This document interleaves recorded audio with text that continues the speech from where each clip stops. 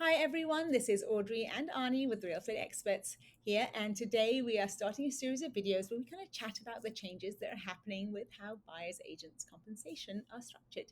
Now, many of you may already know that there's been a huge lawsuit going on nationally in regards to how buyers agents have been paid previously and the transparency of it all.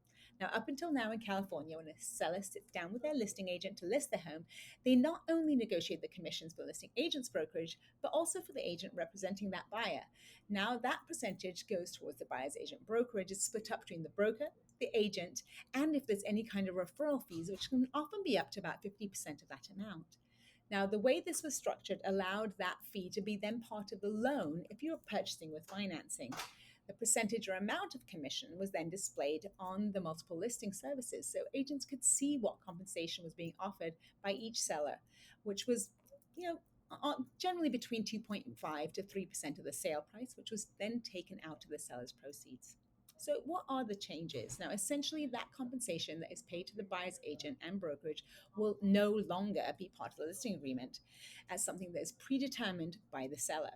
So, buyers will have to establish an agreement for representation when they start working with a realtor. That said, the listing agent may still discuss the possibilities of seller concessions towards buyers' closing costs with that home seller. So, Audrey, how do you think this affects home buyers out there? Well, Ani, going forward, I think, the thing is the buyer agency fee is now going to be a part of the closing costs, and it was negotiated between the buyer and the realtor. So noticeably, the biggest change will be that buyers will be required to sign a buyer broker agreement early on in the home showing process.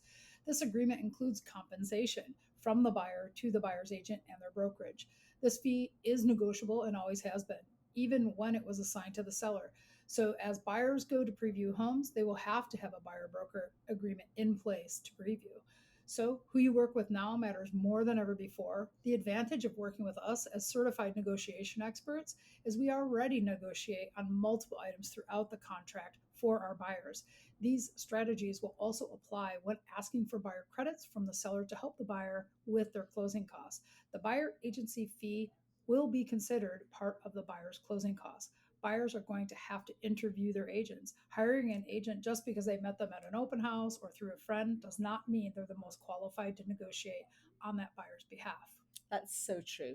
And in our next video, we're going to cover the top 3 questions you should ask an agent when interviewing them for the job of representing you in the purchase of your next home. Now, thank you all for watching, and we hope you found this information helpful. If you have any additional questions, please let us know. We're here to help guide you and negotiate for you every step of the way. Thank you and goodbye. Have a great day.